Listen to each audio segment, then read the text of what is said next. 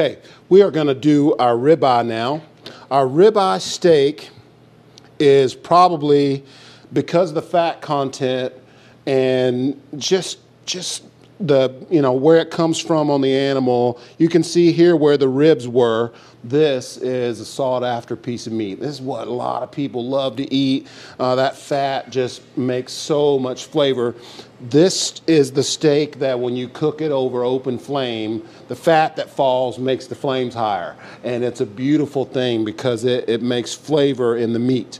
And so with this, we really need the big boy.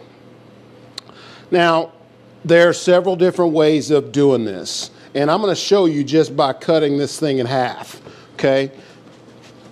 There are several different ways of doing this. In the restaurant,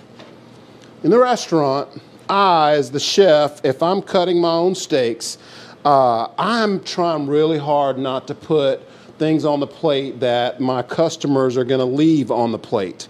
So I go ahead and decap the ribeye right off the bat. I take all of this away.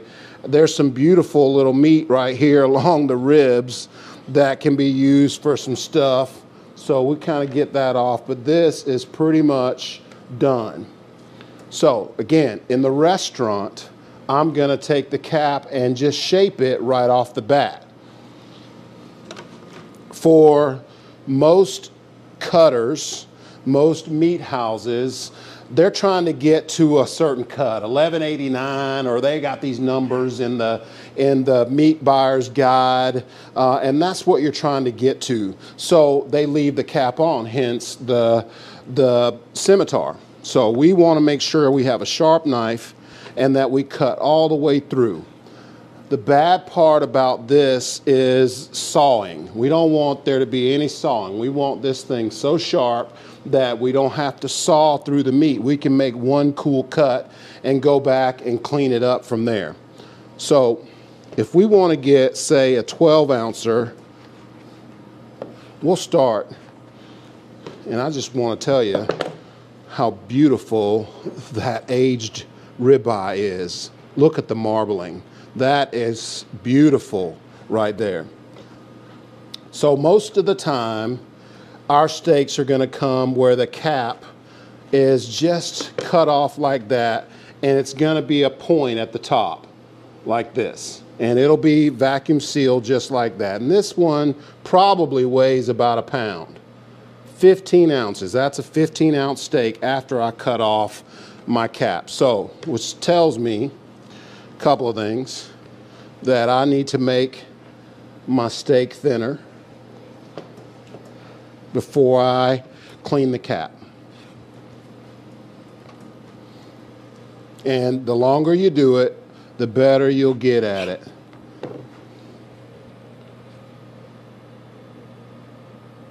That's not right. No way that's right. 11 ounces, 12 ounces, that's perfect. 12 ounces, that's perfect. So that gives me a baseline for where I can start cutting my steaks. Man, a lot of people will just go ahead and cut them some lines in here where they think it's at, and that's not a bad idea. Because again, we're looking for 12. There's a variance. You can go over or under just a little. Make that point out of that bad boy, get a weight on it, and roll. 12 ounces. Perfect. Right against my guideline. Cut that fat straight. And again, I think that's an 1189. I'd have to check the book. Another 12 ouncer. It's just that simple. Making sure you get the cut right off the bat. And listen, make sure that you weigh them all. Make sure you weigh everything. Don't guess. If you guess, you're costing yourself money.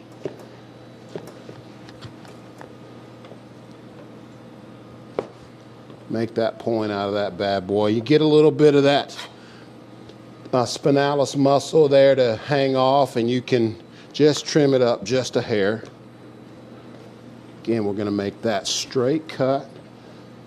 That's a little bit over 14, another 14. Okay, and so from the restaurant side of it, I've already made my cuts. I've already made my fat cut, okay?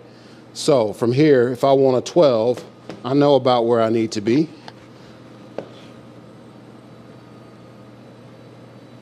12, perfect.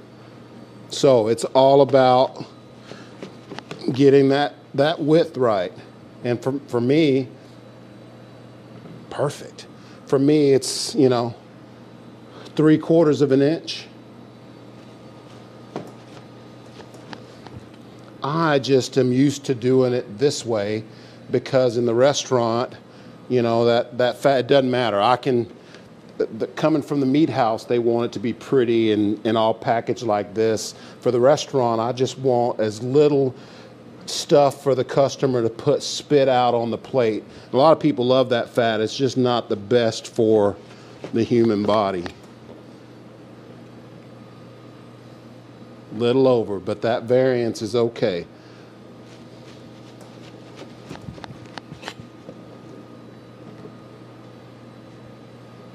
Perfect. And right now, this is all we're cutting in the shop is 12s. That's why we're doing all 12s. You'll get down to the end where it tapers, so you can see that loin kind of tapers in towards you. And that's a 12. From here, there's not very much you can do. We'll see how much it weighs. 14 ounces. It's not really going to be uniform. You can cut a steak out of it, but again, it's not going to be the prettiest steak. Leave that for the chef to eat. And it's maximum yield. Max yield. We have 5, 10, 12, 12 12s, 3 14s, and then a couple of end pieces. Maximum yield. Here is our waist. Nothing. Beautiful. I love it. That's a good looking piece of meat too. Beautiful. Beautiful steaks.